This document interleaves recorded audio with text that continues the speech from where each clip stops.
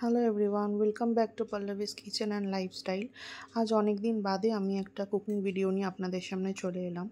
আজ একটা খুব সহজ এবং খুব মজাদার একটা রেসিপি আপনাদের আমি দেখাবো।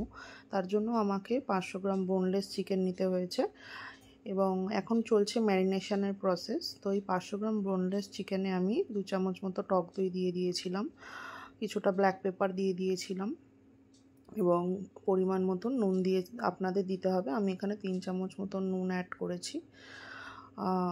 আমাকে এখানে যে যে মশলাগুলো ইউজ করতে হবে আমি সবই আপনাদেরকে ভয়েস ওভারে বলে দিচ্ছি। সো আপনারা সঙ্গে থাকুন এবং দেখতে থাকুন। আমি এখানে নুনটা ইউজ করার পর 2 চামচ গোলমরিচের গুঁড়ো ইউজ করেছি এবং 3 চামচ নুন ইউজ করেছি। 2 চামচ হলুদ গুঁড়ো ইউজ করছি। হলুদ গুঁড়ো একটু বেশি করেই দেবেন, কারণ পরে আবার আলাদা করে তাহলে আর দিতে হবে না। এবং হলুদ গুঁড়োটা দেওয়ার পর আমি 2 চামচ মতো কাশ্মীরি লাল লঙ্কা গুঁড়ো ইউজ করেছি। এটা লালের জন্য কালার আসে ভালো। তো কাশ্মীরি লঙ্কা গুঁড়ো ইউজ করার পর আমি এখানে 1 চামচ মতো জিরে গুঁড়ো ইউজ করেছি এবং 2 চামচ মতো ধনে গুঁড়ো ইউজ করেছি এবং ছোটো চামচের 1 চামচ গরম মশলা গুঁড়ো ইউজ করেছি। এবং সবার শেষে যেটা চিকেন মশলা হয় রেডিমেড, সেই চিকেন মশলাটা আমি এখানে অল্প পরিমাণ মতন দিয়ে দিয়েছি। চিকেন মশলাটা দেওয়ার পর আমি সমস্ত মশলাগুলোকে একসাথে একটুখানি মাখিয়ে নিয়েছি স্প্যাচুলার সাহায্যে।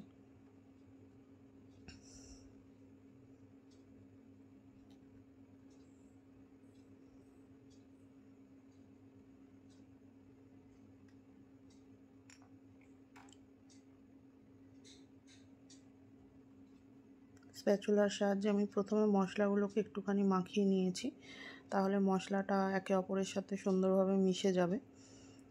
এবং আমি আগে থেকে পেঁয়াজ কুচি করে নিয়েছি, 2টো পেঁয়াজ নিয়েছি 500 গ্রাম চিকেনের জন্য, কিছুটা লঙ্কাও কুচি করে রেখেছি।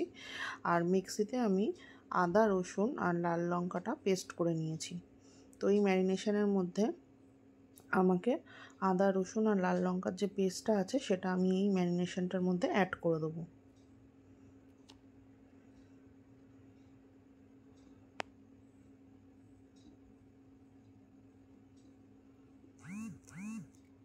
আমি বেশি পেস্ট করিনি, আমি হালকা হালকা একটু পেস্ট করেছি যাতে কালারটা ভালো আসে।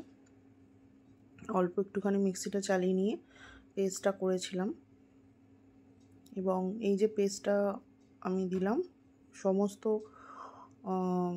মিশ্রণটাকে একসাথে করে নিয়ে আমি চিকেনটাকে ওই 15 মিনিটের জন্য রেখে দেবো ম্যারিনেশনের জন্য, যাতে ভালো করে সব মশলাগুলো চিকেনের মধ্যে ঢুকে যায়। আপনারা কে কোথা থেকে আমার ভিডিওটা দেখছেন এবং আমার ভিডিও দেখতে আপনাদের কেমন লাগে অবশ্যই আমাকে কমেন্ট করে জানাবেন। আর নতুন কিছু রেসিপি যদি আপনারা দেখতে চান অবশ্যই আমাকে সেটাও কমেন্ট করে জানাবেন, আমি চেষ্টা করব সেটা রান্না করে আপনাদের সামনে দেখানোর।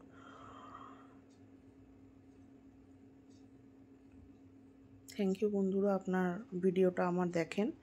এবং আমি অন্য পাত্রে একটা কড়াইয়ের মধ্যে সাদা তেল দিয়েছি। সাদা তেলটা গরম করে আমি এখানে 3-4টে সিনামন স্টিক দিয়েছি, 3টে মতন লবঙ্গ দিয়েছি এবং এলাইচি দিয়েছি 2টো মতন। একটুখানি গরম হওয়ার পর পেঁয়াজ কুচি আমি যে স্লাইস করে কেটে রেখেছিলাম সেই পেঁয়াজ কুচিটা দিয়ে দেবো। আর সাথে আমি 3টে লঙ্কা কুচি করেছিলাম, তো সেই লঙ্কা কুচিগুলো আমি একে একে করে দিয়ে দেবো। আচ্ছা, পেঁয়াজগুলো এখানে গোল্ডেন ফ্রাইড করব। গোল্ডেন ফ্রাইড করলে টেস্টটা খুবই এনহ্যান্স করে। তো পেঁয়াজগুলোকে আমি একদম সুন্দর করে যতক্ষণ না গোল্ডেন ফ্রাইড হচ্ছে আমি এইভাবেই নেড়ে নেবো ভালোভাবে।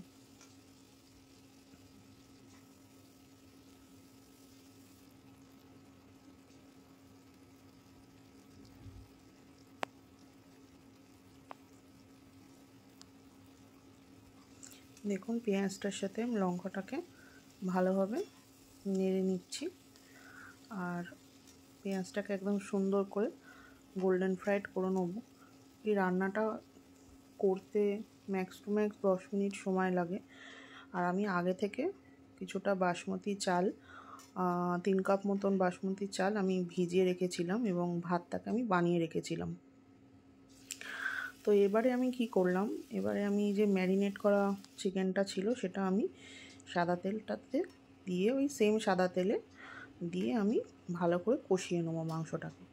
মাংসটা যতক্ষণ না তেল ছাড়বে ততক্ষণ আমি মাংসটাকে কষিয়ে নেবো। ওই ঢেকে ঢেকে 10 মিনিট মতন আমি মাংসটাকে কষিয়ে নিয়েছিলাম।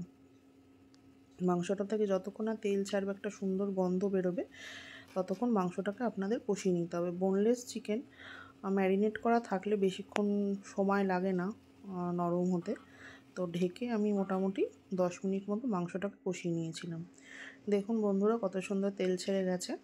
এবার এই মাংসটার ওপরেই আমি যে সেদ্ধ করা ভাতটা ছিল সেই ভাতটাকে ওপর থেকে জাস্ট বিরিয়ানির মতন প্রসেসে ওপর থেকে এরকমভাবে আপনারা দেখুন আমি এইভাবে জাস্ট ছড়িয়ে দিচ্ছি।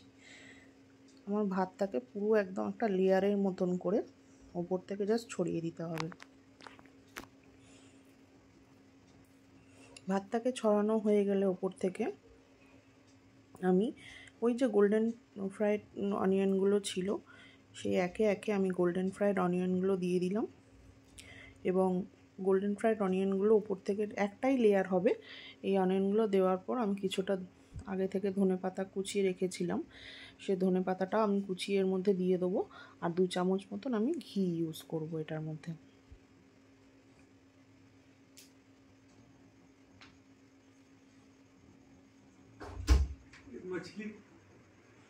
এবং উপর থেকে 1 চামচ মতন গরম মশলার গুঁড়ো আমি দিয়ে দেবো। জাস্ট একটা সুন্দর ফ্লেভার আসবে। এই ধনেপাতা কুচিটা এবার আমি উপর থেকে দিয়ে দেবো।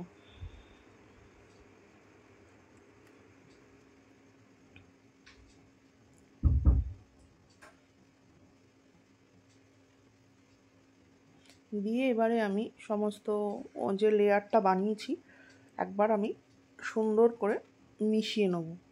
নিচ থেকে একদম আপনারা দেখুন আমি যে প্রসেসে করছি, একদম নিচ থেকে নিয়ে হাতা দিয়ে দিয়ে আস্তে আস্তে যাতে ভাতের চালগুলো ভেঙে না যায়, নিচ থেকে নিয়ে এইভাবে আমি সমস্ত মিশ্রণটাকে একবারে মিশিয়ে নেব। তো অলরেডি খুব সুন্দর স্মেল আসছিল এবং আমি সমস্ত মিশ্রণটাকে নিচ থেকে নিয়ে এইভাবে মিশিয়ে নিয়েছি।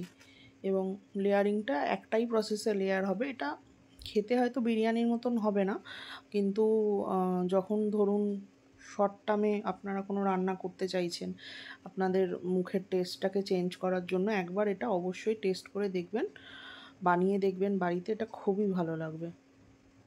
তো জাস্ট আমি এইভাবে ভাতটাকে একে অপরের সাথে মিশিয়ে নিয়েছি। মিশিয়ে নিয়ে আমি গ্যাসটাকে বন্ধ করে ঢেকে জাস্ট আমি 1 মিনিট রেখে দিয়েছিলাম। রেখে দিয়ে আমি একদম পাতে তুলে নিয়েছি।